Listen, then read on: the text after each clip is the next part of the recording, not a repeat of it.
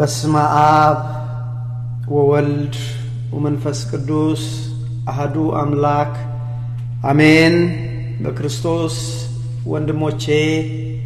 እህቶቼ ሆናችሁ እንደምን ከረማችሁ?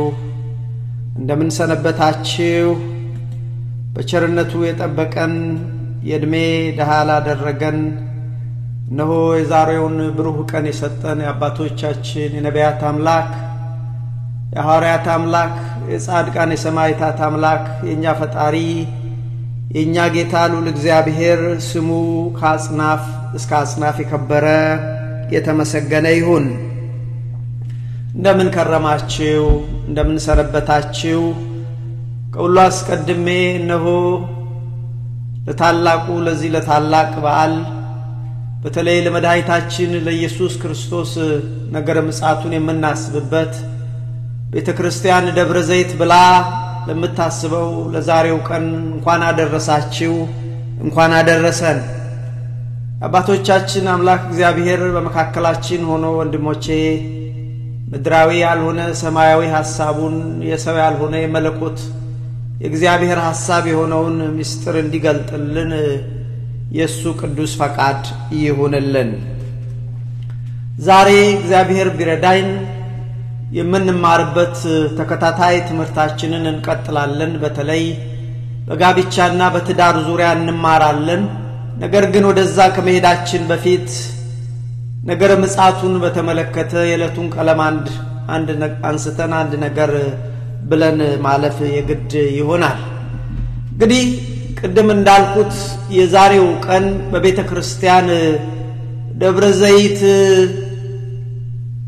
ተብሎ ይታወቃል። እኩለ ጾም ነው።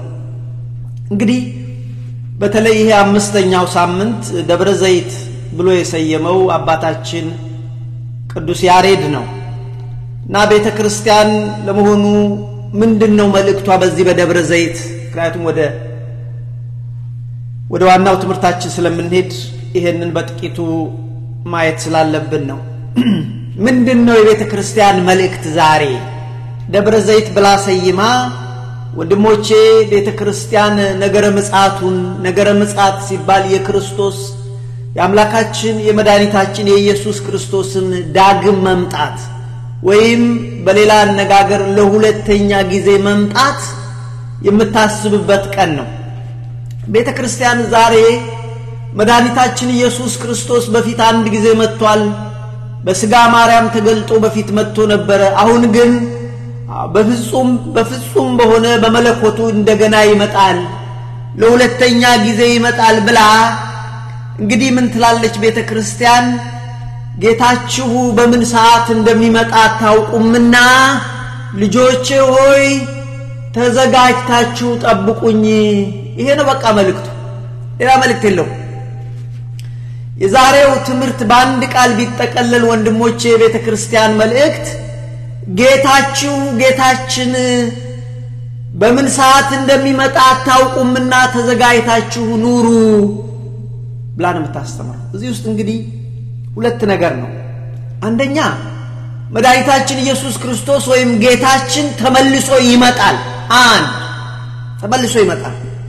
ሁለተኛ የሚመጣበት ሰዓት ስለማይታወቅ ተዘጋጅታችሁ ጠብቁ፣ ተዘጋጅታችሁ ጠብቁ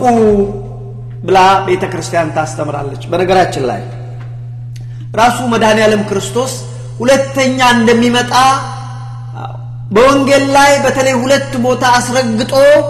ራሱ እመጣለሁ፣ ልጆቼ ስሙኝ፣ እመጣለሁ ብሏል። አያችሁ፣ አንደኛው ዮሐንስ 14 ላይ ነው። ሁለተኛው የማቴዎስ ወንጌል ምዕራፍ 25 ላይ ነው። ዮሐንስ 14 ላይ እንደዚህ አለ ለደቀ መዛሙርቱ፣ እኔ ተመልሼ እመጣለሁ፣ እናንተን ልጆቼን ወስዳለሁ። የምመጣበት ምክንያት እኔ ተመልሼ እመጣለሁ። ምክንያቱም በዛን ሰዓት እኔ ሄዳለሁ ሲላቸው ደነገጡ። እሄዳለሁ አላቸው። ሕይወቴ ብለው ወንድሞቼ ቤታቸውን ነገራቸውን ዘመዶቻቸውን ጥለው ተከትለውት ነበርና አንድ ቀን እንግዲህ እኔ መሄዴ ነው ወደ አባቴ መሄዴ ነው አላቸው። ደነገጡ። በዚህ ጊዜ ምን አላቸው? ተመልሼ እመጣለሁ እናንተን እወስዳችኋለሁ እኔ ባለሁበት ደግሞ እናንተ በዚያ እንድትኖሩ ዳግም መጥቼ እወስዳችኋለሁ አለ ዮሐንስ 14 ሁለተኛው ሌላ ቦታ ላይ ምን አለ ይቅርታ በማቴዎስ ወንጌል ምዕራፍ 24 ላይ ከቁጥር 42 ጀምሮ በታነቡት እስከ 4 ምን አለ ይሄ ደግሞ ለህዝቡ የተናገረው ጌታችሁ አምላካችሁ መድኃኒታችሁ ኢየሱስ ክርስቶስ ራሱን ማለቱ ነው ጌታችሁ በምን ጊዜ እንደሚመጣ አታውቁምና ተዘጋጅታችሁ ኑሩ እመጣለሁ ግን ልጆቼ ተዘጋጅታችሁ ኑሩ አለ ወደዚህ ታሪክ መጣበታለሁ የሚገርማችሁ ከዛን በፊት አስቀድሞ ነቢያት ክርስቶስ ይወለዳል እንዳሉት ሁሉ ክርስቶስ ይወለዳል መሲህ ይወለዳል እንዳሉት ሁሉ በሌላ እንደዚሁ ደግሞ ክርስቶስ ይመጣል ለፍርድ ይመጣል ብለው ነቢያት አስቀድመው ከመወለዱ በፊት ሁሉ ተናግረዋል ይሄ እርግጠኛ ነው ለዚህ ነው ነገረ ምጽአቱን ስናስብ ወንድሞቼ በእርግጠኛነት ክርስቶስ ይመጣል ለዚህ ነው እንግዲህ እነ ዳዊት መዝሙር 49 ላይ ከቁጥር 1 እስከ 3 ብታነቡ ከክብሩ ውበት ከጽዮን እግዚአብሔር ግልጥ ሆኖ ይመጣል የአማልክት አምላክ እግዚአብሔር ተናገረ ከፀሐይ መውጫ ጀምሮ እስከ መግቢያ ድረስ ምድርን ጠራት ከክብሩ ውበት ከጽዮን እግዚአብሔር ግልጥ ሆኖ ይመጣል አምላካችን ይመጣል ዝምም አይልም እሳት በፊቱ ይቀጣጠላል በዙሪያው ብዙ አውሎ ንፋስ አለ ብሎ ዳዊት ከሺህ ዓመት በፊት ነገር ምጽአቱን ነገረን ምን አለ እግዚአብሔር ይመጣል እግዚአብሔር ይመጣል የአማልክት አምላክ እግዚአብሔር ከጽዮን ግልጽ ሆኖ ይመጣል ሰው ላይ አለ ፀሐይን ሰው በአንድ ጊዜ እንደሚያይ ሁሉ እግዚአብሔር ግልጽ ሆኖ ይመጣል ካለ በኋላ ምን አለ መሰላችሁ ከመጣ በኋላ ምን እንደሚያደርግ ተናገረ እግዚአብሔር ግልጽ ሆኖ ይመጣል የአማልክት አምላክ እግዚአብሔር ተናገረ ከፀሐይ መውጫ ጀምሮ እስከ መግቢያ ድረስ ምድርን ጠራት ከክብሩ ውበት ከጽዮን እግዚአብሔር ግልጥ ሆኖ ይመጣል ይላል ወገኖቼ ምንድነው መጥቶ ምንድነው የሚያደርገው ይጠራላል ለፍርድ ይቀመጣላል ሙታንን ያስነሳላል ነብዩ ዳዊት ብቻ አይደለም እንዴት ደግሞ እንደሚያስነሳ ሙታን እንዴት እንደሚነሱ ፍርድ እንዴት እንደሚሆን እግዚአብሔር ሲመጣ ምን እንደሚያደርግ ራሱ ኢሳይያስም በምዕራፍ 43 ቁጥር 1 ጀምሮ እንደዚህ ይላል እግዚአብሔር ይመጣል እንደዚህ ይላል ሰሜን ሆይ ስማ መልሰህ ሕዝቤን አምጣ ደቡብን አትከልክል ወንዶች ልጆችን ከሩቅ ሴቶች ልጆችን ከምድር ዳርቻ በስሜ የተጠራውን ለክብሬ የተፈጠረውን የሰራውትን ያደረኩትን ሁሉ አምጣ እለዋለሁ አምጣ ሰሜን አምጣ ደቡብ አምጣ ምስራቅ አምጣ እለዋለሁ ለክብሬ የፈጠርኩትን አምጣ እላለሁ ምድር ታመጣለች ባህር ትሰጣለች እንደዚህ ይሆናል ብለው አስቀድመው ወገኖቼ ነቢያት አስቀድመው ክርስቶስ እንደሚመጣ ተናግረዋል እንግዲህ ራሱ ክርስቶስ ተናግሯል አስቀድመው ነቢያት ተናግረዋል ክርስቶስ ከሄደ በኋላም ደግሞ ሐዋርያት ተናገሩ ይመጣል ክርስቶስ ዳግም ይመጣል አያችሁ ስለዚህ መድኃኒታችን ኢየሱስ ክርስቶስ እኔ እመጣለሁ እንዳለ በትንቢትም ደግሞ አስቀድመው ነቢያት ይመጣል አሉ ሐዋርያትም የሚገርማቸው እንደ ምሳሌ እንኳን ሶስቱን ሐዋርያት ማንሳት ይችላል ቅዱስ ጳውሎስ ቅዱስ ጴጥሮስ ቅዱስ ዮሐንስ ይመጣል አሁን ቅዱስ ጳውሎስ እንደዚህ ያለ ክርስቶስ ዳግም ይመጣል ሙታን ይነሳሉ እኛ በህይወት የምንቆየው እርሱን ልንቀበል ወደ ሰማይ እንነጠቃለን በህይወት ያለን ልክ ሲመጣ ወደ ሰማይ እንነጠቃለን ሙታን ደግሞ ይነሳሉ ይላል ለምሳሌ ተሰሎንቄ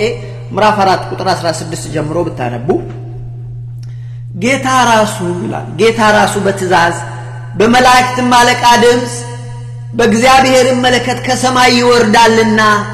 በክርስቶስ የሞቱ አስቀድመው ይነሳሉ ከዚያ በኋላ እኛ ሕያዋን ሆነን የምንቀረው ጌታን በአየር ለመቀበል ከነሱ ጋር በደመና እንጠቃለን እንዲሁም ደግሞ ሁሉ ጊዜ ከጌታ ጋር እንሆናለን ስለዚህ ወንድሞቼ ጌታ ይመጣል ክርስቶስ ይመጣል ይሄ ብቻ አይደለም ይሄ ቅዱስ ጳውሎስ የተናገረ ነው ቅዱስ ጴጥሮስም እንደዚሁ ብሏል ምን አለ እንደውም ቅዱስ ጴጥሮስ ስላመጣጡ ጭምር ንግር ያለ ይመስላል ተስፋ አደርጋለሁ ደህና እንደሚሆን ብታረጋግጡልኝ ደስ ይላኛል የሚሰማችሁ ከሆነ ስለዚህ ቅዱስ ጴጥሮስ እንደዚህ አለ ጌታችን ዳግም ይመጣል አንዳንዶች እንደሚመስላቸው የሚዘገይ አይደለም ራሳችሁን አታሞኙ አለ ቅዱስ ጴጥሮስ ቢዘገይ የሚዘገየው የሰው ልጆች ሁሉ ወደ ንስሐ እንዲመለሱ ዘንድ ነው አመጣጡ ግን ሳይታሰብ ልክ እንደ ሌባ ሆኖ ጌታችን ይመጣል ሙታን ይነሳሉ በዚያን ጊዜ ሰማያትና ምድር በትልቅ ትኩሳት ቀልጠው ይጠፋሉ ጻድቅ የሚኖርባት አዲስ ምድርና አዲስ ሰማይ እንደ ተስፋው ቃል ይመጣል ስለዚህ ተዘጋጅታችሁ ተጠንቅቃችሁ ኑሩ ብሎ ቅዱስ ጴጥሮስም ተናግሯል እንደው አንድ የመጨረሻ ልንገራችሁ ቅዱስ ዮሐንስም ይመጣላል እንግዲህ ይሄንን ያነሳ ነው ራሱ ባለቤቱ ክርስቶስ ይመጣልዋል ነቢያት ይመጣል ብለው እነ ዳዊት እነ ኢሳይያስ አስቀድመው ነገሩ ሐዋርያት ከሄደ በኋላ ይመጣል ተመልሶ ብለው ነገሩ ወንድሞች ለዚህ ነው ቅዱስ ዮሐንስም እንደዚህ ይላል እነሆ ጌታ ከደመና ጋር ይመጣል ራእይ 1 የመጨረሻው መጽሐፍ ራእይ ምዕራፍ 1 ከቁጥር 6 እስከ 7 ላይ እንደዚህ ይላል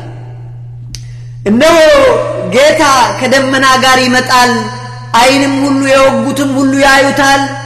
የምድር ወገኖች ሁሉ ስለርሱ ዋይ ዋይ ይላሉ ለወደደን ከኃጢአታችን በደሙ ላጠበን ለአምላኩና ለአባቱ መንግስት ካህናት እንድንሆን ላደረገ ለርሱ ከዘላለም እስከ ዘላለም ድረስ ክብርና ኃይል ይሁን አሜን ስለዚህ ምን አለ እነሆ ጌታ ከደመና ጋር ይመጣል ወንድሞቼ ስለዚህ ኢየሱስ ክርስቶስ ይመጣል ዛሬ ቤተ ክርስቲያን ትምህርት አምላካችን መድኃኒታችን ኢየሱስ ክርስቶስ ተመልሶ ዳግም ይመጣል የሚመጣበት ሰዓት አይታወቅም ስለዚህ ተዘጋጅታችሁ ኑሩ የዕለቱ መልእክት ይሄ ነው ወንድሞቼ የዕለቱ መልእክት ይሄ ነው እና ይሄንን እንግዲህ በዛ በደብረ ዘይት ተራራ ላይ ቁጭ ብለው ቤተ መቅደሱን አሻግረው እየተመለከቱ ሐዋርያት ጌታ ሆይ አየው የቤተ መቅደስ ሶሎሞን ያሰላው እንዴት የሚያምር ነው how beautiful it is ብለው ያደነቁ ሲሉ አትደነቁ ይሄ ይፈርሳል በእጅ የተሰራ ድንጋይ በድንጋይ ላይ መነሳቱ አይቀርም ይፈርሳል አላቸው በዚህም ጊዜ ይሄ መቼ ነው የሚሆነው የዓለምስ መጨረሻ ምንድነው ምልክቱስ ምንድነው አላቸው አሉት በዚህም ጊዜ መድኃኔዓለም ክርስቶስ ምን አላቸው ተጠንቀቁ ማንንም እንዳያስታችሁ ተጠንቀቁ እግዚአብሔር መንፈስ ዛሬ ይለናል ማንንም እንዳያስታችሁ ተጠንቀቁ ብዙዎች ክርስቶስ ነኝ ብለው በስሜ ይመጣሉ ብዙዎችን ያስታሉ ተጠንቀቁ ሐሰተኛ መምህራን ይመጣሉ ሐሰተኛ ነቢያት ይመጣሉ ስለዚህ ተጠንቀቁ ማንንም እንዳያስታችሁ ብሎ መድኃኒታችን ኢየሱስ ክርስቶስ ተናገረ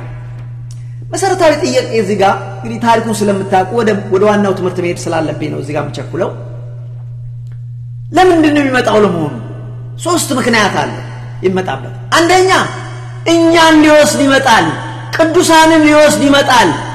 በሱ ያመኑት በስሙ የተጠመቁት እንደ ሐሳቡ እንደ ፈቃዱ የኖሩትን ሊወስድ ይመጣል በክብር ሊያኖራቸው ይመጣል አባታችን እግዚአብሔር ይመጣል ሊወስደን ይመጣል አባባ ይመጣል አለቀ ይሄንን ያላቸው ሐዋርያትን ቅድም ባነበብኩት በዮሐንስ 14 ምዕራፍ 1 ቁጥር 3 ላይ ልባችሁ አይታወክ በእግዚአብሔር እመኑ በኔም ደግሞ እመኑ በአባቴ ቤት ብዙ መኖሪያ አለ እንደዛ ባይሆን ባላልፋችሁ ነበር ስፍራ ላዘጋጅላችሁ ዘንድ እኔ አሁን ሄዳለሁ ሄጄ ስፍራ ባዘጋጀሁላችሁ እኔ ባለውበት እናንተ ደግሞ እንድትሆኑ ሁለተኛ መጣለው ወደኔ ይወስዳቸዋል ለምን ይመጣል ሊወስደን ይመጣል አባታችን ደስ ይላል ይምጣ ደስ ይላል ወንድሞች ይምጣ አባባ ይምጣ ሊወስደን ይመጣል አንዱ ምክንያት ነው ለምን ይመጣል ሁለተኛ የሚመጣበት ምክንያቱ ለፍርድ ይመጣል ሙታንን ሊያስነሳ ይመጣል በፍርድ ዙፋን ተቀምጦ ለጻድቃን ሊፈርድላቸው በኃጢአን ሊፈርድባቸው ይመጣል ለፍርድ ይመጣል ለእያንዳንዳችን ለእያንዳንዱ እንደ ሥራው ለመስጠት ይመጣል ሰው ሁሉ የዘራውን ያጭዳል መልካም የዘራ መልካም ፍሬ በጎ መልካም የሰራ ሁሉ መልካሙን ያገኛል ወንድሞቼ ነገር ግን የቀለደ ወሬን የወደደ እንደ እግዚአብሔር ሐሳብ ያልሄደ ወገኖቼ እሱም ደግሞ የዘራትን ያል ይቀበላል ስለዚህ ለፍርድ ይመጣል ሙታን ሊያስነሳ ይመጣል የመጨረሻው ለምን ይመጣል ሶስተኛው ምክንያት ዓለሙን ሊያሳልፍ ይመጣል እቺን ዓለም እንደ ቆርቆሮ እንዲች አድርጎ እንዲች አላለ ወገኖቼ እንዲች አረጋትና እንዲች አድርጎ አለቀ this is fact this is true ዓለሙን ሊያሳልፍ ይመጣል እቺን ምድር ሊያሳልፍ ፀሐይን ጨረቃን ይሄ ሊያል አዲስቷን ሰማይ አዲስቷን ሀገር ያመጣታል ለኛ ሊሰጠን ይመጣል አያችሁ ይሄ ነው አንድ ነገር በየዚህ ጋር ቆማለሁ አመጣጡ እንዴት ነው አመጣጡ ሲመጣ ወገኖች ግልጽ ሆኖ ነው የሚወጣው ምን ማለት ነው ሰው ሁሉ በአንድ ጊዜ ዋል ልክ ሰው ሁሉ ፀሐይን በአንድ ጊዜ እንደሚያይ ፀሐይ እንኳን እንደውም በአንድ ያታይ ማንዱ ጋር ጨለማ አንዱ ትሆናለች አውሮፓ ያለው አሜሪካን ያለው አፍሪካ ያለው አንታርክቲካ ያለው የክርስቶስ መምጣት ሁሉ ሰው በአንዲት ደቂቃ በአንድ ሰኮንድ እኩል ያያል ግልጽ ሆኖ ይመጣል እንዴት ሆኖ ይመጣል ሌላው በድንገት ሳይታሰብ ይመጣል ሰላም ነው ብሎ ሰው ሁሉ እንደ ኖህ ዘመን ሰዎች ሲበሉ ሲጠጡ ሲጋቡ ሲያገቡ ሳያስቡት መጣ ልክ እንደ ኖህ ዘመን ይሆናል ይላል ቅዱስ ጴጥሮስ አንዳንዶች የሚዘገይ እንደሚመስላቸው ጌታ ስለ ተስፋ ቃል አይዘገይም ነገር ግን ሁሉ ወደ ንስሐ እንዲደርሱ እንጂ ማንንም እንዳይጠፋ እንደ ኖህ ዘመን ይመጣል በድንገት ሳይታሰብ ጌታ ይመጣል በዱብዳ እንዴት ይመጣል እንደ ሌባ ሆኖ ሌባ ለባለቤቱ አይናገር ቅዱስ ጴጥሮስ በሁለተኛ ጴጥሮስ ምዕራፍ 3 ላይ በኩለ ሌሊት እንደ ሌባ ሆኖ በኩለ ሌሊት ሰው ሁሉ ሲተኛ አይደል ሌባ ይመጣ ለኩለ ሌሊት ጌታም ደግሞ ሰው ሳያስበው ባልታሰባት እንደ ሌባ ሆኖ ይመጣል እንግዲህ ሲመጣ ምልክቶች አሉት ይሄን ሁሉ ነግሮናል ሁሉ ነገር ተነግሮናል ምንም ምክንያት እኮ የለም አሁንኛ ምንም ምክንያት የለም ምልክቶች አሉ ብዙ ሐሰተኛ ሰዎች ይነሳሉ እኔ ክርስቶስ ነኝ ብለው የሚነሱ አሉ ሐሰተኛ ነቢያቶች ይነሳሉ ሐሰተኛ ውሸተኛ አስተማሪዎች ይበዛሉ ሰውም ደግሞ ውሸተኛውን ተከትሎ መሄድ ይወዳል ይሄ እውነትን ሰው አይሰማም ሐሰትን ነው ሰው መስማት ፈልገው ስለዚህ ምልክቱ ምንድነው ሲባል አንደኛ ክርስቶስ ነኝ ብለው የሚመጡ ሰዎች አሉ የጦርን ነገር ተሰማላችሁ ጦር መከራ ረሃብ ቸነፈር ይሆን አየን እኮ ወንድሜ ምን ቀረን ይሄ ሁሉ ይሆናል ከዛም በኋላ ተጨማሪ ነገር ይታያል ክርስቲያኖች የእግዚአብሔር ሰዎች ይሰደዳሉ መከራ ይደርስባቸዋል ያየን ይሄን አንዳስተውልም እንጂ እግዚአብሔር እውነተኛ እግዚአብሔር ሰዎች ይሰደዳሉ እንደውም ምልክቱ በነገራችን ላይ እግዚአብሔር ሰው መሆናችሁ የሚታወቀው ስትሰደዱ ነው ይሄ እውነት ነው ስለዚህ ብዙ ሐሰተኛ ነቢያት ሐሰተኛ አስተማሪዎች ብዙ ሰውን የሚያስቱ ይነሳሉ የሰው ልጆች ፍቅር ይቀዘቅዛል ወንድሞቼ የሰው ልጆች ፍቅር ይቀዘቅዛል እውነት ነው የሰው ልጆች ፍቅር ይቀዘቅዛል what are we waiting my brothers and sisters ምንድነው የምንጠብቀው ያየነው እኮ ነው በዚህ በጋብቻ ትምህርታችን ላይ አንዱ ያየነው የቤተሰብን ምን ያህል ቤተሰብ ውስጥ ችግር እንዳለ በትዳር ውስጥ ምን ያህል ችግር እንዳለ የፍቅር መቀዝቀዝ ምን እንደምንጠብቀው ግራ ይገባኛል አንዳንድ ጊዜ ስለዚህ የሰው ልጆች ፍቅር ይቀዘቅዛል አይጨልማል ጨረቃ ብርሃኗን አትሰጥም ከዋክብቶች ይረግፋሉ የሰማይ ኃይላት ይናወጣሉ ታላቅ መከራ ይሆናል ከዛ በፊት ታይቶ እንደማይታወቅ ታላቅ መከራ ይሆናል ካለ በኋላ የመጨረሻዎቹ ምልክቶች በሰማይ ምልክት ይታያል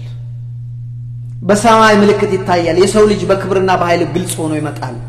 መላእክቱ በአራቱ ምድር ጫፎች ይልካቸዋል ነፍሳትን ሁሉ ለሱ ይሰበስባሉ ቅድም እንዳልነው ሰሜንን አንጣ ደቡብን አንጣ ምዕራብን አንጣ ምስራቅን አንጣ ባህር አንጪ ምድር አንጪ የቀበርሽው ሰው ይነሳል በዚህ መልክ ይመጣል እንግዲህ የሆነ ሶንና መቼ ነው የሚመጣው አሁን ሰው እንደሚያወራው አይደለም ነገ ነው ተነጎዳ ነገ ነው መሰለኝ የፀሐይ ኢክሊፕስ ግርዶሽ አለ ብለዋል ባይ ዘ ዌይ ወደ አይናችሁን ወደ ሰማይ አትዩ ብለዋል እንግዲህ ቀን ሙሉ እንጨፍናለን እና አንዳንዶች አሁን ነገር ምጽአት ይሆን ይያሉ ይላል ኖ እኛ አልተነገረንም የእግዚአብሔር ቃል መቼ እንደሚመጣ ቀኑና ሰዓቱን ማንንም አያውቀውም እሱ እንደውም የሚለው ልጅ እንኳን አያውቀውም ከአብ በስተቀር መላእክት እንኳን አያውቁትም ብለዋል አያችሁ ስለዚህ ዋናው ዛሬ ቤተክርስቲያን የምታስተምረው ልጆቼ ሆይ አምላካችን ይመጣል ሳይታሰብ ይመጣል ተዘጋጅታችሁ ጠብቁ ሳይታሰብ ይመጣል ብላ ምን እናድርግ ወገኖቼ እንዘጋጅ በንስሐ እንዘጋጅ አታክብዱት ንስሐ is a matter of 2 minutes 3 minutes ከእግዚአብሔር ጋር ለመሆን ምንም አታክብድ ምክንያት አትስጥ በንስሐ እንዘጋጅ በንስሐ እንታጠብ ለምንድን ነው ንስሐ የምንገባው ስለበደል ነው ስላጠፋ ነው ኃጢያት ስለሱ እንገባለን ሌላስ መልካም ሆኖ ስላልሰራ ነው በጎ ሆነን ያወቅን ስላላደረግ ነው ስለሱ እንገባለን ሌላው ወገኖቼ በክርስቶስ ማመን ጸጋውን መቀበል ጸጋውን በጥንቃቄ መያዝ ክርስቶስ በጸጋው አድኗቸዋል ይላል አይደል ያን ጸጋ በአግባቡ በጥንቃቄ መያዝ አለማክፋፋት ብራውያን 10 ላይ ጸጋውን ያክፋፉ ከእንግዲህ ወዲያ ሌላ መስዋዕት ለነሱ የለም ይላል ስለዚህ ያን የእግዚአብሔር የገለጠውን ጸጋ መቀበል እሱን በጥንቃቄ መያዝ ምን እናድርግ ህጉን መጠበቅ በምንችለው ትእዛዙን መጠበቅ ሃይማኖትን ከምግባር ጋር አያይዞ ምግባር ማድረግ ይሄ ከኛ ይጠበቃል ወንድሞች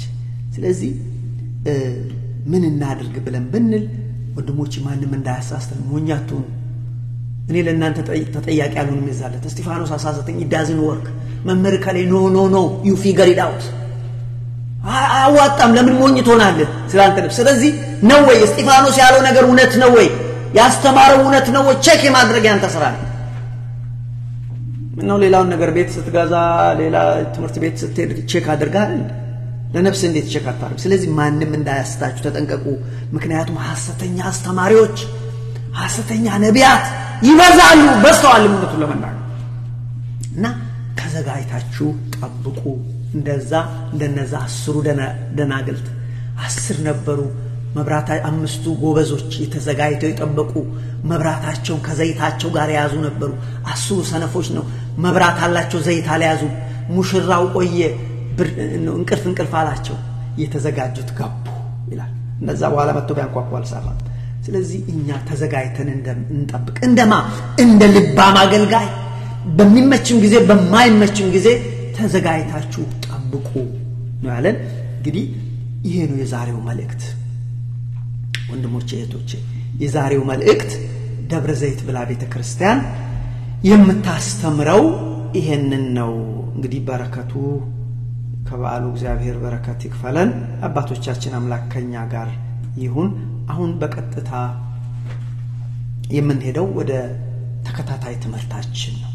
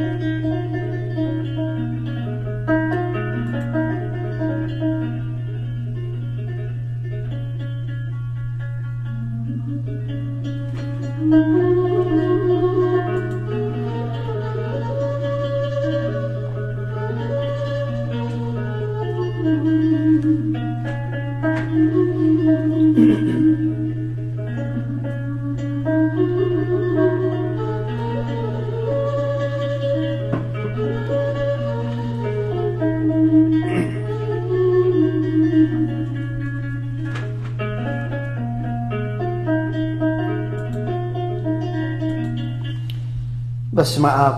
ወወልድ መንፈስ ቅዱስ አሐዱ አምላክ አሜን። በክርስቶስ ወንድሞቼ እህቶቼ ናችሁ እንደምን ከረማችሁ? ዳግመኛ እንደምን ሰነበታችሁ? የአባቶቻችን አምላክ እግዚአብሔር ስለዚህ ቀን ስሙ የተመሰገነ ይሁን። እንግዲህ እግዚአብሔር ቢረዳን ዛሬ የምንማረው ባለፈው ጀምረን የነበርነው ትምህርታችንን ነው። እሱ ምን ነበር? ጋብቻና የእግዚአብሔር ሐሳብ በሚል ተከታታይ ትምህርት ጀምረናል። ስለዚህ ርዕሳችን ምን አለው? ጋብቻና የእግዚአብሔር ሐሳብ። አንድ በኩል ጋብቻ አለ፣ ስለ ጋብቻ። ሁለተኛ እግዚአብሔር ስለ ጋብቻ ምን ይላል? የእግዚአብሔር ሐሳብ ስለ ጋብቻ ምንድነው? ያንን ነው የምንማረው። ባለፈው ሳምንት ከኔ ጋር ወይም ባለፉት ሳምንታት ከኔ ጋር የነበራችሁ አስቀድመን ለሰባት ተከታታይ ሳምንታት ስለ ቤተሰብ ተማር። ስለ ቤተሰብ ምን ብለን ተማር? ቤተሰብን መውደድ ያስፈልጋል። እንደ ቤተሰብ ስንኖር የፍቅር ህይወት ሊኖረን ይገባል። በፍቅር ህይወት ውስጥ የተወለዱና ያደጉ ልጆች መልካም ቤተሰብ ውስጥ ያደጉ ልጆች ለሀገር ለቤተ ክርስቲያን ጠቃሚዎች ይሆናሉ። ስለዚህ ከመልካም ቤተሰብ መልካም ፍሬዎች ይገኛሉ። መልካም ፍሬዎች መልካም የቤተ ክርስቲያን አገልጋዮች፣ መልካም የሀገር መሪዎች ይሆናሉ። ስለዚህ ብለን ለሰባት ሳምንታት ወንድሞቼ ስለ ቤተሰብ ተማር። እንደውም ያነሳንበት ርዕሳችን ቤተሰቡን የማይወድ ሃይማኖቱን ከካደ ሰው የከፋ ነው ብለን ነበር ርዕሳችን። በአጋጣሚ ያመለጣችሁ በስሩ ባለው ሊንክ ቤተ እስጢፋኖስ በሚለው ገብታችሁ ብታዩት ይጠቅማችኋል። ስለዚህ ባለፈው ሳምንት የተማርነው ምንድነው ብለን ብንል ጋብቻና የእግዚአብሔር ሐሳብ ብለን ጀመር። በዚህ ውስጥ በተለይ ጋብቻን ዲፋይን አደረግን ወይም ደግሞ ጋብቻ ምንድነው? ለመሆኑ ጋብቻ ምንድነው ብለን አነሳን። በነገራችን ላይ አንድ ባለፈው ሳምንት ያነሳነው ዛሬ ከምን ጊዜውም የበለጠ ብዙ ፍቺ ይታያል። አጠናን የሚሉ ሰዎች እንደሚናገሩት ከመቶ ሰው 70 ሰው ይፋታል ወይም ከ10 ሰው 7ቱ ይፋታሉ ብለው ይሉናል። ይሄ እኛም የምናየው ነገር ነው። ኖርማል ሆኗል። ጋብቻ is just normal። እንደው የሚያሳዝናችሁ አንዳንድ ጊዜ ሰዎች የሚያገቡት አግብታለች አግብቷል እንዲባል ያህል ያገባና በ15 ቀን የሚፈታ ሰው አለ። በአሜሪካ ነገር ጧትም አግብቶ ማታ ይፈታም አለ። ለምንድነው ብላችሁ ብትጠይቋቸው ኖ እኔ ነፃነቴን እፈልጋለሁ ይላሉ። የምን ነፃነት እንደሚያወሩ አይገባኝም። ወንድሞቼ ነፃነቴን እፈልጋለሁ። የትኛውን ነፃነት? 3 4 5 6 ባል ሚስት ማግባት ነፃነት አድርገህ ከቆጠርከው ነፃነት አድርገሽ ከቆጠርሽው ከሰው ሁሉ የሚታዘንልሽ ነው። የኃጢአት ባሪያ ሰው ሆኖ ነፃ ሊሆን አይችልም። ይሄ ምክንያቱም የኃጢአት ስራ ነውና ነፃነት አይደለም። ወንድሞቼ ነፃነት አይደለም። ነፃ ሆኜ እንደፈለኩና ነው እንደፈለካቶን። ምክንያቱም አንተ ራስህ አይደለም፣ አንተ ራስን አልሰራኸውም። ስለዚህ አይቻልም። እና ምን አልን? ዛሬ ጋብቻ ፌል አድርጓል። ለዚህ ነው ትምህርት ማንሳት የግድ የሆነብን። መማር አልነበረብንም ማለት ግን እንደ መማር ያለብን የግድ የሆነበት ምክንያቱ ይሄ ነው። ምን አለ? በዓለማችን ላይ ዛሬ የምናየው ሁከት፣ ብጥብጥ፣ መገዳደል፣ ሰላም መጥፋት፣ ሆምለስ ህፃናት በየነው ቤት አልባ ሆነው መኖር፣ ዘረፋ፣ ጋንግ፣ መቀማት፣ ማጅራት መምታት፣ ይሄ ሁሉ የመጣው ከምንድነው ብለን ብንል የጋብቻ ተቋም በመውደቁ ምክንያት ነው አለ። አያችሁ? ስለዚህ ባለፈው ሳምንት ይሄ ነው ምክንያቱ አለና ጋብቻ ለመሆኑ ምንድነው ብለን ዲፋይን አደረግነው። ምንድነው ጋብቻ? አንዳንድ ሰዎች አሁን ጋብቻ ምንድነው የሚያውቅ ይመስለዋል። ጋብቻ ምንድነው ለመማር አይፈልግም። ምክንያቱም የሚያውቅ ይመስለዋል። እስቲ ጻፈው እስቲ አንድ ፓራግራፍ አይጽፈውም። ለብዙ ሰው ስለታዘቡ አይጽፈውም። ስለ ጋብቻ የሚያውቅ ብሎ ለመማርም ኢንተረስትድ አይደለም። በነገራችን ላይ ይሄ ትምህርት እንደውም ምን አለ ባለፈው ስንማር ከባድ ነው። ለማስተማር ከባድ ነው። ለመማር ከባድ ነው። ለማስተማር ከባድ የሚሆነው ሚስጥሩን ለማስረዳት ለመግለጥ አይቻልም ለምሳሌ ለምን እንደሚከብድ ነው ነገራችሁ ማስተማሩን ከባድ ነው መማሩን ከባድ ማስተማሩ የሚከብደው ሚስጥሩን መግለጥ አይቻልም ለምሳሌ ምን ይላል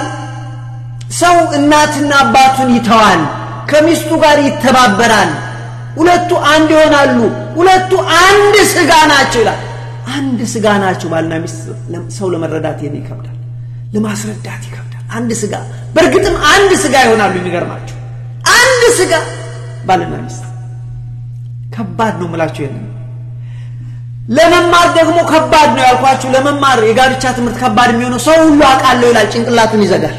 አቃለው አይደለም ሁሉ ሰው ሁሉ ያገባል ምን ትምህርት ለጋብቻ ምን ትምህርት ያስፈልገው ለዚህ ነው ትዳር ፌል ያደረገው በብዛት አልኳችሁ ሰው መልካሙን ነገር መማር አይፈልግም መጥፎውን ነገር ግን ይማራል ለምሳሌ ጥናቱ እንደሚያመለክተው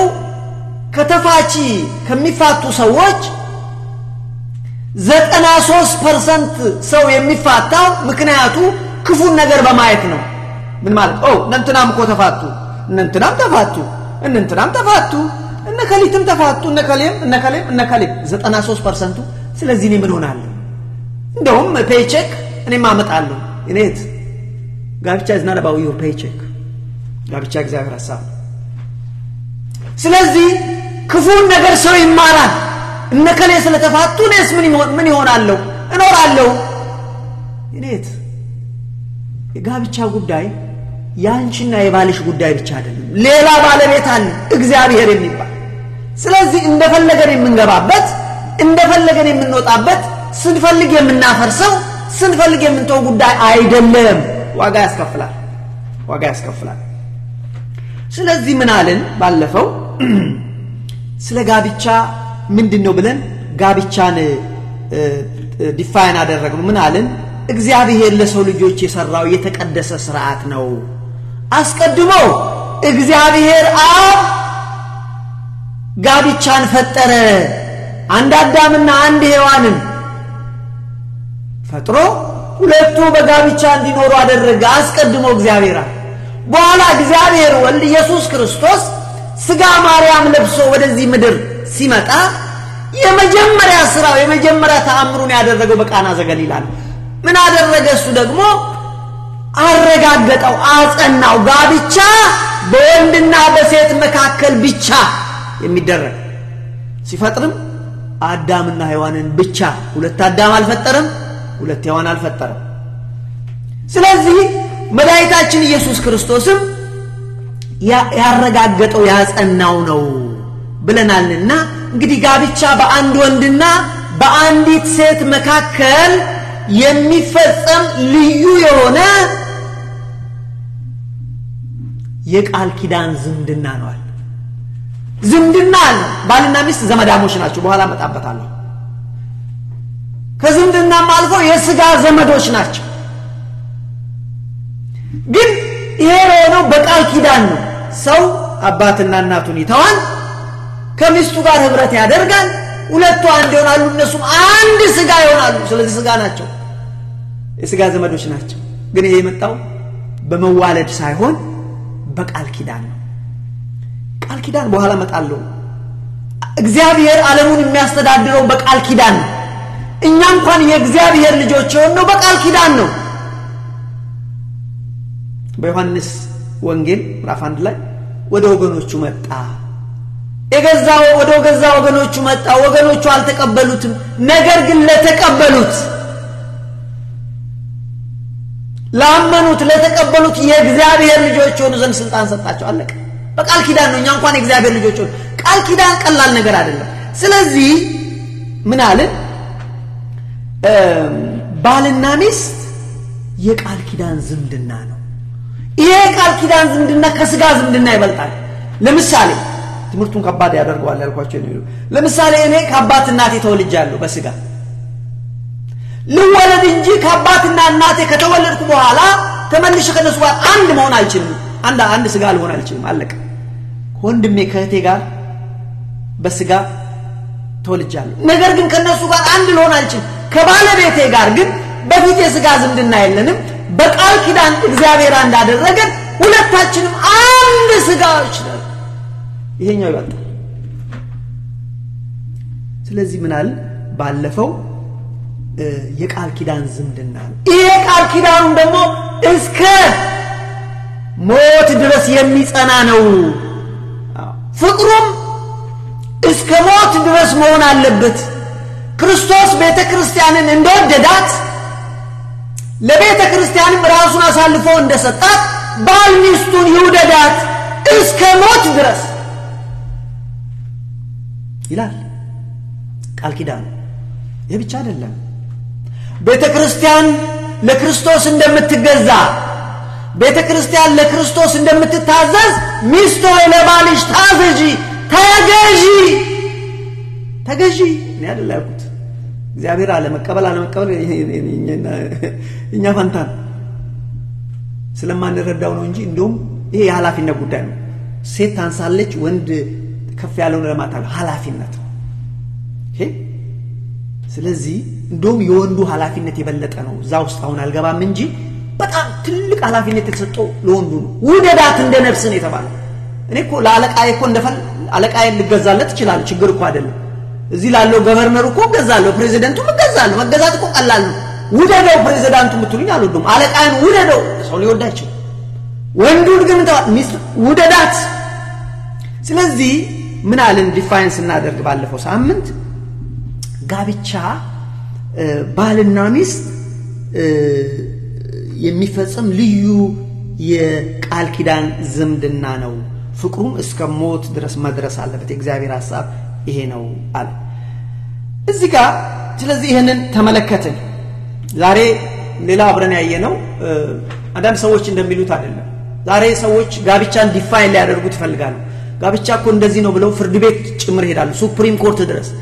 ምክንያቱም የጋብቻ በአንድ ወንድና በአንድ ሴት መካከል የተሰራውን አይደለም ከፈለገ ሰው ከወንድ ጋር መጋባት ይችላል ከፈለገ ሴት ከሴት መጋባት ይችላል ብለው ዲፋይን ሊያደርጉት ይችላሉ ኖ this is wrong ይሄን የሚያደርገው ሰይጣን ሆነ ብሎ እግዚአብሔር መንገድ ላይ ሊቆም እነዚህ ሁሉ ያደርጋል ግን አይቆምም አይሳካለትም ጋብቻ በወንድና በሴት መካከል ብቻ ነው ራሱ መድኃኒዓለም ክርስቶስ ቋለ ማቴዎስ 19 ላይ ፈጣሪ ማቴዎስ 19 ምዕራፍ 19 ከቁጥር 4 ጀምሮ በታነቡ ፈጣሪ በመጀመሪያ ወንድና ሴት አደረጋቸው አለቀ ወንድና ሴት አረጋቸው ከየት አምጥተህ ነው ወንድ ለወንድ ሴት ከሴት የለም ሰይጣን ግን ያቃለ እግዚአብሔር ሐሳብ አለው እግዚአብሔር ለሱ ዓላማ ሶስት ተቋማትን ፈጥሯል ትዳር ቤተሰብ ቤተክርስቲያን እነዚህ ሶስቶቹ አንድ ሲሆኑ ሶስት ሲሆኑ አንድ ናቸው ከመልካም ትዳር ውስጥ መልካም ቤተሰብ ይወጣል ከመልካም ቤተሰብ ውስጥ መልካም ትዳር ይወጣል ቤተክርስቲያንም እንደዚሁ እነዚህን ተጠቅሞ እግዚአብሔር የሱ ሐሳብ ስለሆነ ነው የሱን ጎል እኛም ቤተሰብ ማድረግ ስለፈለገ እግዚአብሔር እነዚህን ተቋማት ሰራ ለራሱ ስለዚህ ትዳር ከመልካም ትዳር መልካም የእግዚአብሔር ሰዎች እግዚአብሔር ላሰበው ዓላማ የሚውሉ ሰዎች ፈጥሮ ሰይጣን ይሄንን ነገር እንዳይሳካ ይፈልጋል ስለዚህ በሚችለው ትዳር ይበጠብጣል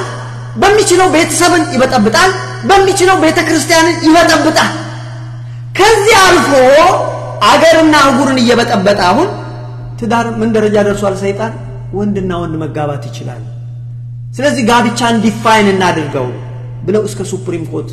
ድረስ ይሄዱ በየትምህርት ቤቱም እኛን ልጆች ያስተማሯቸው በየትምህርት ቤቱ እናቃለን እንደዚህ ይላል እግዚአብሔር ቃል ፈጣሪ በመጀመሪያ ወንድና ሴት አደረጋቸው ስለዚህ ሰው አባትና እናቱን ይተዋል ከሚስቱ ጋር ይተባበራል ሁለቱም አንድ ስጋ ይሆናሉ ስለዚህ አንድ ስጋ ናቸው እንጂ ወደፊት ሁለት አይደሉም በቃ አለቀ ይከባድ አይደል አንድ ስጋ ናቸው ይሄን ለማስረዳት ይከብዳል እግዚአብሔር ያጣመረውን እንግዲህ ሰው አይለየው ስለዚህ ይሄ ነው ዲፊኒሽን እንጂ ዓለም የሚያወራው አይደለም በነገራችን ላይ የዚህ ትምህርት ምንድነው የትምህርቱ ዓላማ ብላችሁ ለምትጠይቁ ሰዎች ትምህርቱ በአጠቃላይ 5 የሆኑ ዓላማዎች አሉ አንደኛው በተለይ ዛሬ ትኩረት የምናደርገው ጋብቻ የእግዚአብሔር ሐሳብ ነው የሰው ሐሳብ አይደለም የሰው ሐሳብ ስላልሆነ በፈለግን ሰዓት የምንመሰርተው ሳንፈልግ የምናፈርሰው ነገር አይደለም ዓላማው እሱ ነው ሁለተኛው እኛ በትዳር ውስጥ ያለን ሰዎች ወይም ወደ ትዳርም የምንገባ ሊሆን ይችላል እንደ እግዚአብሔር ሐሳብ እንደ እግዚአብሔር ቃል ትዳራችን ጋብቻችን እየሄደ ነው ወይ ብለን አይተን ምናልባት ከመንገዱ የወጣ ከሆነ ወደ መንገዱ መመለስ እንድንችል ለማሳሰብ ሌላው በተለይ ላላገቡት ወንድሞችም ቅድመ ጋብቻ ምን ማወቅ አለባቸው ድህረ ጋብቻ ምን ማወቅ አለባቸው ይሄንንም የምናየው ይሆናል እንግዲህ አንዳንድ ጊዜ ደግሞ ሁሉ ጊዜ ደስታ አይደለም አንዳንድ ጊዜ ደግሞ ሰዎች ሲፈልጉም ሳይፈልጉ ትዳር የሚፈርስበት ሁኔታ አለ ያሳዝናል ባይሆን መልካም ነበር ግን የሚገርማችሁ እንደዛም ከሆነ ግን ለነሱስ እግዚአብሔር ያለው ሐሳብ ምንድነው ይሄንን ማራል ዛሬ እንደርስበት ለወደፊት እዚህ ጋር ግን አንድ ነገር ሳልናገር አላልፈም ትዳራቸው የፈረሰባቸው ወንድሞች እህቶች እርግጠኛው የምነግራችሁ ነገር እግዚአብሔር ዛሬም ይወዳችኋል እግዚአብሔር ዛሬም እናንተንም ይወዳችኋል እንዳላችሁ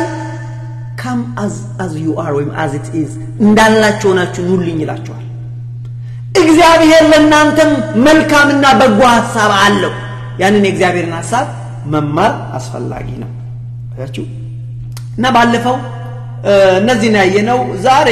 ትኩረት የምናደርገው እንግዲህ ሌላው ባለፈው ያየነው ጋብቻ ወይም ትዳር 7 መሰረታዊ ነገሮች አሉት 7 ሚስጥሮች አሉት ሰው ሁሉ ማወቅ ያለበት 7 ብለን ሁለቱን ተማርን ባለፈው ሳምንት ዛሬ ሶስተኛው ላይ ነው የምንሄደው ለማስታወስ ያህል ባለፈው አንደኛው ከሰባቱ የጋብቻ ሚስጥሮች መካከል አንደኛው ጋብቻ ወይም ትዳር እግዚአብሔር ለሰው ልጆች ያዘጋጀው ታላቅ ሐሳብና ዓላማ ነው ጋብቻ የእግዚአብሔር ሐሳብ ነው የሰው ሐሳብ አይደለም ስንፈልገው እንገባበት ሳንፈልገው እንወጣ አይደለም ብለን ባለፈው ተማር ስለዚህ ጋብቻ የማን ሐሳብ ነው እግዚአብሔር ሐሳብ ነው እህቴ ስትፈልጊ የምታደርጊው ሳትፈልጊ የምትተዩ ጉዳይ አይደለም ወንድሜ ስትፈልጊ የምታገባ ሳትፈልጊ የምታፈርሰው ጉዳይ አይደለም የጋብቻ ጉዳይ የሁለቱ የባልና የሚስት ጉዳይ ብቻ ሳይሆን ሶስተኛ ባለቤት አለ ዋና ባለቤት አለ ማን ነው እግዚአብሔር የተባለ ለራሱ ዓላማ ነው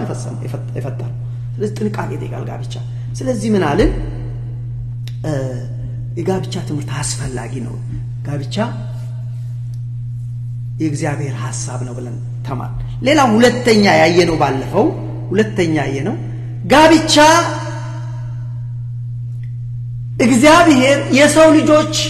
ብቻቸውን እንዲኖሩ ሐሳቡ አይደለም ሰው ብቻውን እንዲኖር የእግዚአብሔር ሐሳብ አይደለም ስለዚህ እግዚአብሔር ሰውን ሲፈጥረው እንደ ቤተሰብ ፈጠረው አዳም ሔዋን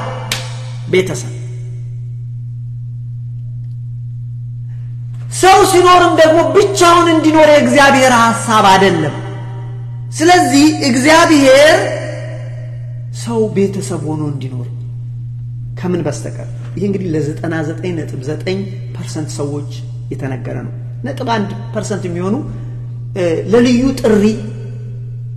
ለብቱና ለምንኩስና ለጵጵስና እነዚህ ፖይንት 1 ማይሞሉ እነዚህ የተለዩ እነዚህ ልዩ ጥሪ ይባላል እግዚአብሔር ለልዩ ስራው የጠራቸው ናቸው ከዛ ውጪ ያለነውን ግን 99.9 የሆነውን ህዝብ ግን ብቻውን እንዲሆን የእግዚአብሔር ሐሳብ አይደለም ስለዚህ ጋብቻ የሰው ልጆች ብቻቸውን እንዳይሆኑ እግዚአብሔር የሰጠው ጸጋ ነው የሰራው ሥርዓት ነው ብለን ተማር ዛሬ ወደ ሶስተኛው እንሄዳለን ዛሬ ሶስተኛው በነገራችን ላይ ወደ ሶስተኛው ከመሄዴ በፊት አንድ በጣም እንድትይዙልኝ ምነግራችሁ ነገር አለ የጋብቻ መሳካት ወይም ለጋብቻ ስኬት ሚስጥሩ ምን እንደሆነ ታውቃላችሁ ጋብቻችን የተሳካ እንዲሆን የጋብቻ ስኬት ሚስጥሩ ወንድሞች እቺን ያዙልኝ ሌላ ባቱ ጋብቻ ሚስጥሩ እግዚአብሔር በቤታችን ውስጥ በትዳራችን ውስጥ እግዚአብሔርን ካነገስነው ትዳሩ የተሳካ ይሆናል ፍቼል ወጥቷቸዋል ማለት ነገር ግን በቤታችን በህይወታችን ውስጥ እግዚአብሔር መንገስ አለበት በሁለቱም በባልም በሚስትም በባል ብቻ ስለሆነ አይሆንም በሚስት ባል ብቻ እግዚአብሔር ሰው ቢሆን ሚስት ባትሆን አይሆንም ሚስት የእግዚአብሔር ሰው ሆና ባል ቢሆን እሱም አይሆንም ስለዚህ ሁለቱም ማወቅ ያለባቸው ለትዳር ስኬት ቁጥር 1 እግዚአብሔርን ወደ ቤት ማምጣት በቤታችን እግዚአብሔር እንዲነግስ ማድረግ በሕይወታችን እግዚአብሔር እንዲነግስ ማድረግ የሚገርማችሁ ጥቅሙ ምን መሰላችሁ እግዚአብሔር በሕይወታችን ሲነግስ አንደኛ ትዳራችን ይባረካል ቤታችን ይባረካል ምንም ጥያቄ የለው አንደኛ ሁለተኛ ተጋቢዎች በእግዚአብሔር ጥላ ስር ስለሚኖሩ የእግዚአብሔርን ሐሳብ ይረዳሉ ስለ ትዳር ስለ ቤተሰብ ያለው ስለዚህ እግዚአብሔር አርጉ ያላቸውን ያደርጋሉ እግዚአብሔር አታድርጉ ያላቸውን ያደርጋሉ ስለዚህ ጋብቻው የተሳካ ይሆናል ሰማችሁ ስለዚህ ሚስጥሩ ምንድነው ለጋብቻ ስኬት ብላችሁ ብትሉ እግዚአብሔርን በልባችን እግዚአብሔር በቤታችን ማንገስ ነው ሚስጥሩ ሰማችሁ ስለዚህ እግዚአብሔርን በሕይወታችን ካነገስነው ጋብቻችን የተሳካ ነው እኔ በእርግጠኝነት ነው የምነግራችሁ ስለዚህ ባልና ሚስት ምን ማድረግ አለባቸው አሁን አንዳንድ ሰዎች እንዴት አድርገው ይዋል ሉክ ያንተ ስራ መጀመሪያ ላይ ሚስት የእግዚአብሔር ሰው እንድትሆን የምትችለው ሁሉ መጣር አለበት እህቴ ሆይ ባልሽ የእግዚአብሔር ሰው እንዲሆን የምትችለው ሁሉ ጣሪ ይሄ እኛ ስራ በዛን ጊዜ ጋብቻችን የተሳካ ይሆናል ይሄ ነው የጋብቻ ሚስጥሩ የተሳካ ጋብቻ እንዲኖረን ከፈለግን እግዚአብሔር በሕይወታችን ይክበር እግዚአብሔር በሕይወታችን ይንገስ እንግዲህ ወደ ሶስተኛው እንግዲህ 7 ሚስጥር አለ ብያችኋለሁ ሶስተኛው ምንድነው ጋብቻ ቃል ኪዳን ነው እቺን ያዙ ጋብቻ ምንድነው ቃል ኪዳን ምንድነው መሐላ ነው ማለት ነው ጋብቻ ቃል ኪዳን ነው ጋብቻ በአንድ ወንድና በአንድ ሴት መካከል የሚደረግ የሕይወት ቃል ኪዳን ነው የሕይወት a lifelong commitment ያለበት lifelong covenant ጋብቻ ወንድሞቼ ኮንትራት አይደለም ኮንትራት ኤኒ ታይም ይቀደዳል በሁለቱ ሰዎች መካከል ይቀደዳል ጋብቻ ግን እንደሱ አይደለም ጋብቻ ቃል ኪዳን ነው ቃል ኪዳኑ እስከ ዕለተ ሞት ድረስ የሚቆይ ነው አያችሁ ቃል ኪዳን ነው ስንል ብዙዎቻችን ረስተነው ነው እንጂ በእግዚአብሔር ፊት እኮ የማልነው መሐላ ነው የማልነው ቃል ኪዳን የገባነው ቃል ኪዳን እኮ ነው እኛ ምን ሆነ መሰላችሁ የሰርጋችን ለታ በብዙ ነገር ደክመናል ወርናው ታርገናል በአዳራሽ ኪራይ በሚጠራው ዘመድ በማይጠራው በሚበላው ምግብ በዚህ ሁሉ ደክሞ ምን ነው በተገላገልን ደረጃ ብለን ልክ ጋብቻው ጋር እውነተኛው በእግዚአብሔር ጋር ዋናው ጋብቻው ጋር ስንደርስ ወርናው ታድርገን በግድ ነው ቆመነው እንደው በግድ ቆመን ነው እንደጨረስነው በግድ አልሰማንም ያ እዛ ጋር የተባለውን አልሰማንም ነው እኮ ይሄ እኮ ነው ስለዚህ ጋብቻ ግን ዋናው ቃል ኪዳን ነው እስከ መቼ የሚቆይ ጋብቻ የሕይወት ቃል ኪዳን ነው እስከ ሕይወት ፍጻሜ ድረስ የሚቆይ ቃል ኪዳን ነው ጋብቻ ኮንትራት አይደለም አያችሁ ኮንትራት ይሰረዛል ይደለዛል ለዚህ እኮ ነው መድኃኒታችን ኢየሱስ ክርስቶስ ጋር መጡና ፈሪሳውያን ጌታ ሆይ ሚስቶቻችንን በሆነው ባልሆነው ልንፈታ እንችላለን አሉት የሚገርሙ ሰዎች እኮ ናቸው ሃይማኖት ሰዎች ናቸው ባይዘው እነዚህ ሰዎች ምናሉ ሚስቶቻቸውን ሊፈታት ፈልገዋል ማለት ነው ሚስቶቻችንን በሆነው ባልሆነው ነው በሆነው ባልሆነው ኖ አትችሉም ጋብቻ እስከ ሕይወት ፍጻሜ ነው እስከ ሞት ድረስ ነው ብሎ ቢላቸው ሙሴ በጣም ኃይለኛ ተከራካዮች ነው ሙሴ 80ዋን ቀዶ ሰርቲፊኬቷን ሰጥቶ ይሸኝል የለም ወይ ሲል አይደለም አላቸው ከመጀመሪያ እንደዚህ አይደለም የእግዚአብሔር ሐሳብ እንደዚህ አይደለም ነገር ግን እናንተ ክፉዎች ስለሆናችሁ ጠማሞች ስለሆናችሁ እሱን ፈቀደላችሁ በቤት ውስጥ የከፋ ነገር እንዳይፈጠር ምን ማለት መሰላችሁ በቤት ውስጥ በጣም ጠላትነት ከበዛ በባልና በሚስት መካከል ሰዎች ወደ መገዳደል ይደርሳል እሱ እንዳይሆን ሙሴ ያን ፈቀደ ወጥቷቸዋል ያ እንዳይሆን ስለዚህ ከልባችሁ ጠማማነት ከልባችሁ ድንዳኔ የተነሳ ፈቀደ እንጂ ጋብቻ እስከ ሕይወት ፍጻሜ የሚቆይ ቃል ኪዳን ነው አላቸው አንዳንድ ሰዎች የሚያነሱት ጥያቄ ያለ እዚህ ጋር ምንድነው እስጢፋኖስ የምትለው እንደኛና የለ እንዴ ይገታ ሰዎች አይደለም አንዴ ሁለቴ ሶስቴም አራቴም አምስቴም ስድስቴም ያገባሉ ይፈታሉ ያገባሉ ልክ እኮ ናቸው ግን የእግዚአብሔር ሐሳብ አይደለም ግን ከመጀመሪያ እንደዚህ አይደለም እግዚአብሔር ያሰበው አይደለም ጋብቻ ቃል ኪዳን መጣበታሉ ስለ ቃል ኪዳን በኋላ ላይ በአንድ ወንድና በአንድ ሴት መካከል የሚደረግ ቃል ኪዳን ነው። በነገራችን ላይ በቤተ ክርስቲያንም ይሄ አሁን ሥርዓተ ተክሊል ሲፈጸም ኖቲስ አድርጋችሁ ከሆነ ቅድም እንዳልኩት ብዙ ሰው እስከ ህይወት ፍጻሜ መሆኑን ቃል ገብቷል፣ ግን ረስቶት nobody remember አገልጋዩ ጭምር nobody remember። ምክንያቱም ይሄ እኮ የህይወት ቃል ኪዳን ከሆነ ለዚህ ስኮት እኮ መስራት አለብን። ስንቶቻችን አሁን የዛለታ የገባነውን ቃል ኪዳን እናስታውሳለን? ስንቶቻችን do you remember ምን እንዳል? እህቶቼ ወንድሞቼ ታስታውሳላችሁ? የትምህርት ዓላማው እሱ ነው፣ አስታውሰን እንድናስተካክል። አያችሁ ቃል ኪዳን ስንገባ እኮ እንደውም ለምን አላነበላችሁ? እንደዚህ እኮ ነው ቃል ኪዳን ስንገባ ያለው። እኔ አሁን ያመጣሁላችሁ ጋብቻ ቃል ኪዳን ነው። ቃል ኪዳኑ እስከ ሞት ድረስ የሚጸና ነው። እስከ ሞት ድረስ ለመስማት ይከብዳል። I understand። ለመቀበል ይከብዳችኋል። I understand። ግን የእግዚአብሔር ሐሳብ ነው። እኔም ልዘለው አልችልም። እንደዚህ ይላል ቃለ መሐላው ይወላችሁ እኔ ገሊትን የሕግ ሚስት ትሆነኝ ዘንድ ወድጄ ተቀብያታለሁ። ወድጄ ማንም አላስገድደውም። ወድጄ ተቀብያታለሁ። ስለዚህ ከዛሬ ጀምሮ በስራው ሁሉ በተቻለኝ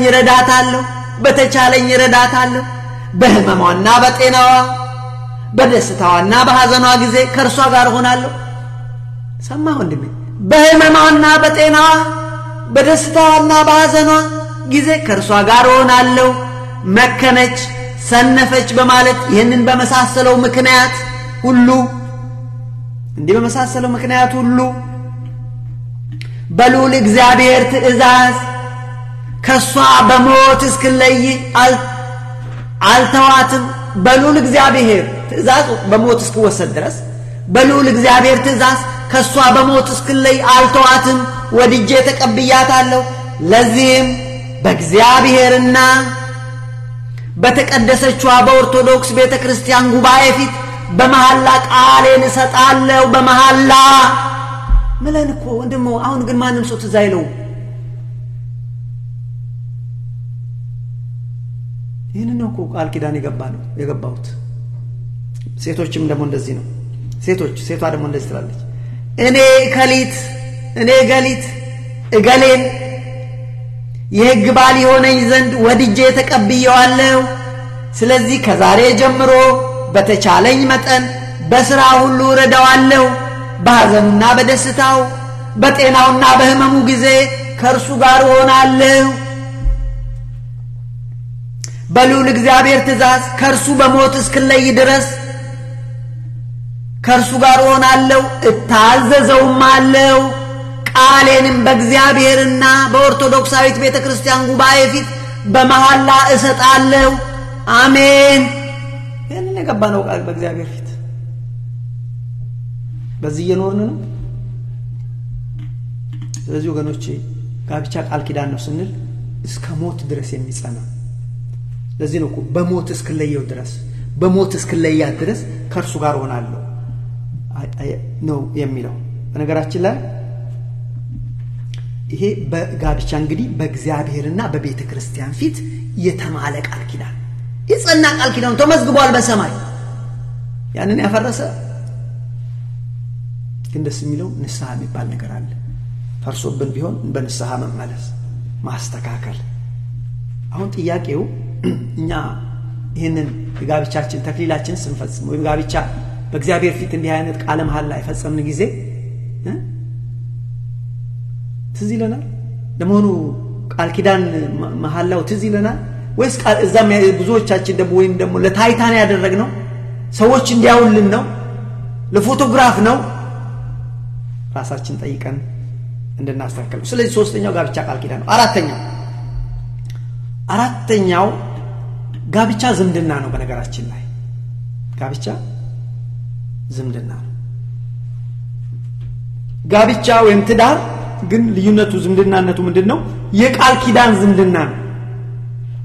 የባልና የሚስት ዝምድና የቃል ኪዳን ዝምድና ነው። አያችሁ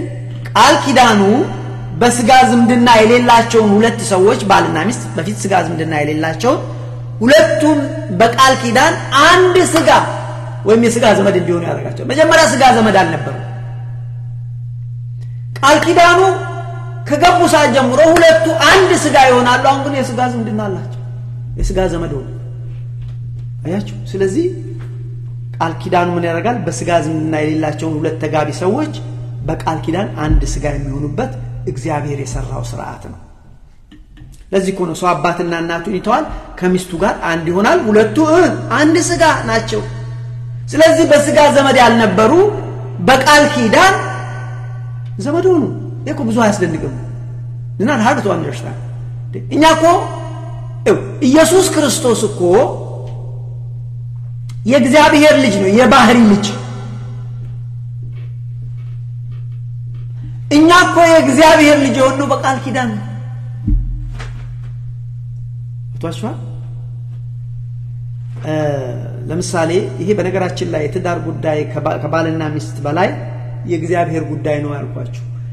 ለምሳሌ በመጽሐፍ ቅዱስ ላይ አይታችሁ ከሆነ በእግዚአብሔርና በሕዝብ መካከል በብሉይ ኪዳን ለምሳሌ በእግዚአብሔርና በእስራኤል መካከል የነበረው ግንኙነት የቃል ኪዳን ግንኙነት አሁንም በክርስቶስና በቤተ ክርስቲያን መካከል ያለው ግንኙነት የቃል ኪዳን ነው ለዚህ ነው የትዳር ጉዳይ የባልና የሚስት ጉዳይ ብቻ አይደለም ያለው ልክ በእግዚአብሔርና በእስራኤል መካከል እንደነበረው አይነት ቃል ኪዳን ማለት እስራኤልን እግዚአብሔር ልጆቼ ናቸው ብሎ እግዚአብሔር ከአብርሃም ከይስሐቅ ከያዕቆብ ጋር ቃል ኪዳን ገባ ለዚህ ነው የእግዚአብሔር ልጆች የሚባሉ እስራኤል በብሉይ ኪዳን አሁን ግን እኛ የእግዚአብሔር ልጆች እንባላለን በቃል ኪዳን ልክ በክርስቶስና በቤተ ክርስቲያን መካከል የቃል ኪዳን ግንኙነት አለ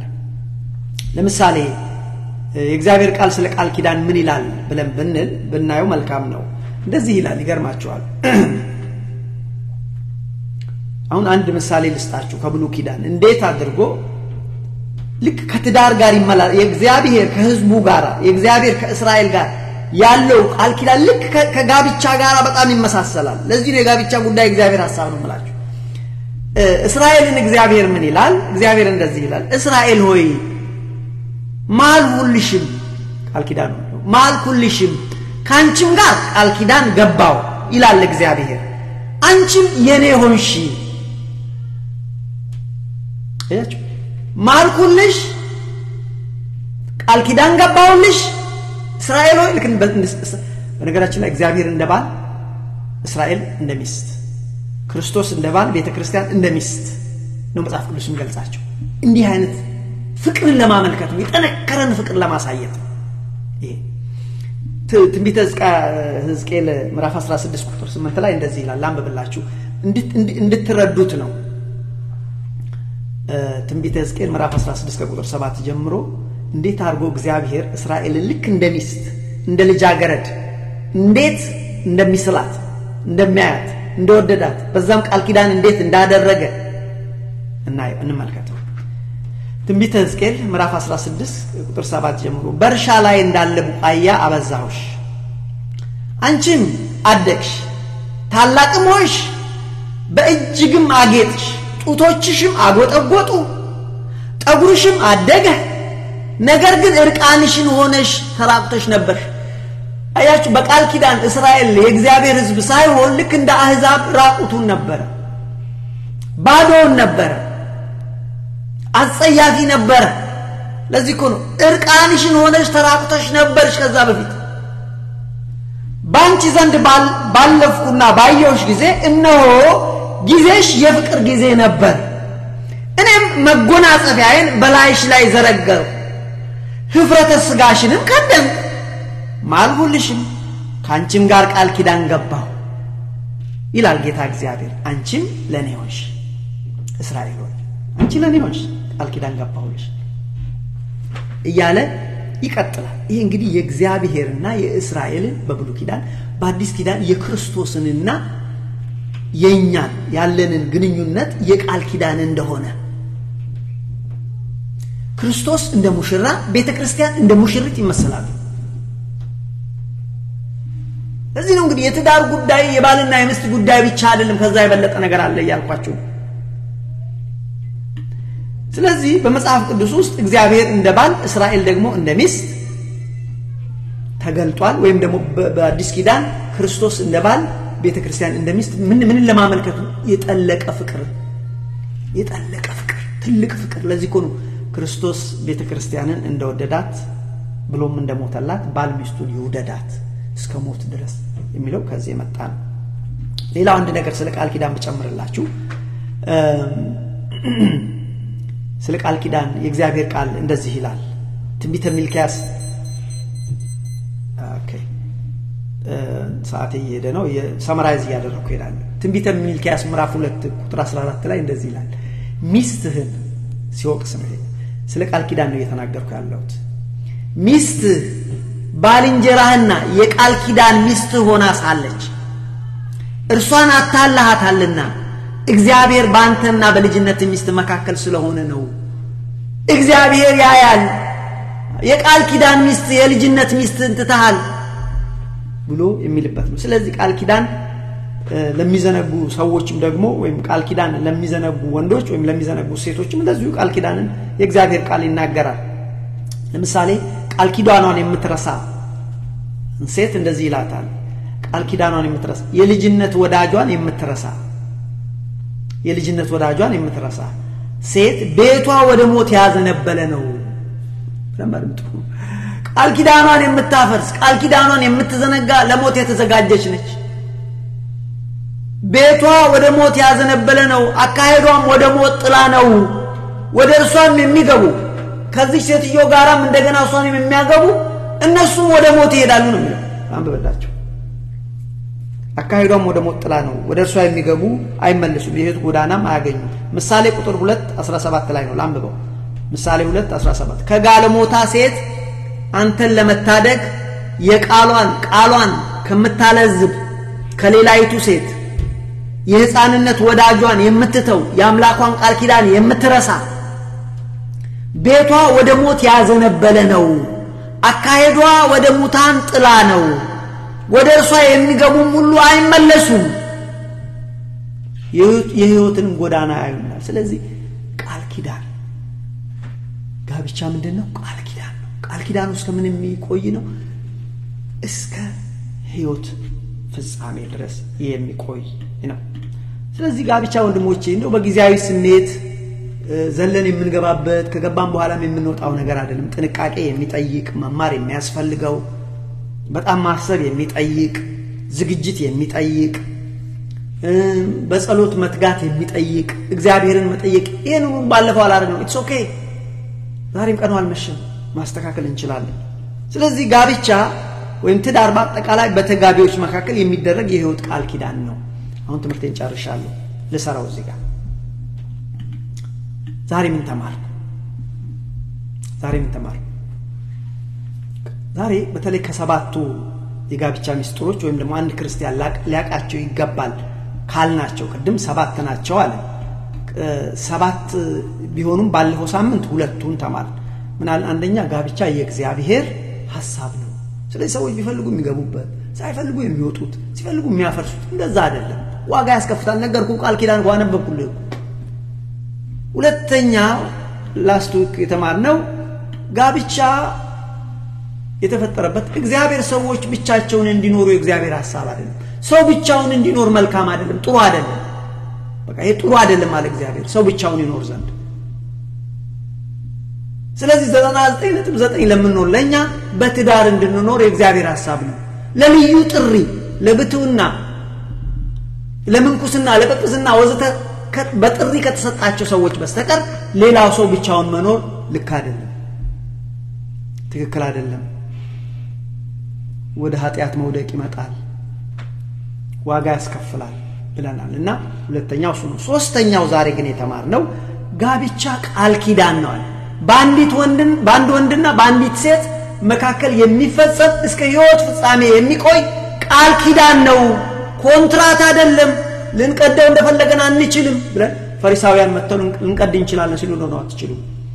የእግዚአብሔር ሐሳብ እሱ አይደለም ስለዚህ ቃል ኪዳን ማነው ጋብቻ ቃል ኪዳን ነው በአንድ ወንድና በአንዲት ሴት መካከል የሚደረግ የህይወት ቃል ኪዳን ነው አለ አራተኛ የመጨረሻ ያየነው ጋብቻ ወይም ትዳር ዝምድና ነው የቃል ኪዳን ዝምድናነቱ ግን የሥጋ ዝምድና ያመጣል ባልና ሚስት የሥጋ ዘመዶች ናቸው ወጥቷቸው ሁለት ዘመድ በፊት የሥጋ ዘመድ ያልሆኑ ሰዎችን በቃል ኪዳን የሥጋ ዘመድ ያደርጋቸዋል የሥጋ ዝምድናቸውም ደግሞ በጣም ጠንካራ ከወላጆቻችን ካለው ሥጋ ዝምድና የበለጠ ነው እኔ ከወላጆቼ ያለኝ የሥጋ ዝምድና የሥጋ ዘመዶቼ ናቸው ወላጆቼ ከነሱ ጋር ግን አንድ ሥጋ ልሆን አልችልም ከወንድሜና ከእህቶቼ ጋር የሥጋ ወንድም ነኝ ግን አንድ ልሆን አልችልም ከባለቤቴ ጋር በፊት የሥጋ ዝምድና አልነበረንም በቃል ኪዳን አንድ ስንሆን ሁለታችን ግን አንድ ሥጋ ሆነን ስለዚህ ምን አይነት ዝምድና ነው የቃል ኪዳን ዝምድና ነው ብለናል ምን እናርግ ጨረስ ምን እናርግ አንደኛው ጋብቻ ወይም ትዳር የህይወት ቃል ኪዳን መሆኑን እንረዳ የህይወት ቃል ኪዳን ነው it's a lifetime commitment ነው እስከ ሞት ድረስ የሚቆይ ቃል ኪዳን ነው ይሄንን እንረዳ ለጋብቻ ስኬትም የተሳካ ትዳር እንዲሆንልን እንጣርኛ ምን ይችላል ለምሳሌ ቅድም ይስጥሩ ነግራችሁ ቁጥር 1 የተሳካ ትዳር እንዲሆንልን ከፈለግን ቁጥር 1 ሚስጥሩ እግዚአብሔር ነው እግዚአብሔርን በቤታችን እግዚአብሔርን በትዳራችን እናንግሰው የዛን ጊዜ ትዳራችን ይባረካል የዛን ጊዜ እኛም እንደ እግዚአብሔር ሐሳብ እንኖራለን ትዳራችን የተሳካ ይሆናል አለ ሌላው ባልና ሚስት ዝምድና የቃል ኪዳን ዝምድና እንደሆነ እንረዳ እንግዲህ ዛሬ የዛሬው ትምህርታችን በዚህ እንጨርሳለን ያስተማረን የመከረን የአባቶቻችን አምላክ እግዚአብሔር ስሙ የተመሰገነ ይሁን ሰላም እግዚአብሔር ይብዛላችሁ ሰላሙን መልካም ሰንበት ይሁንላችሁ አሜን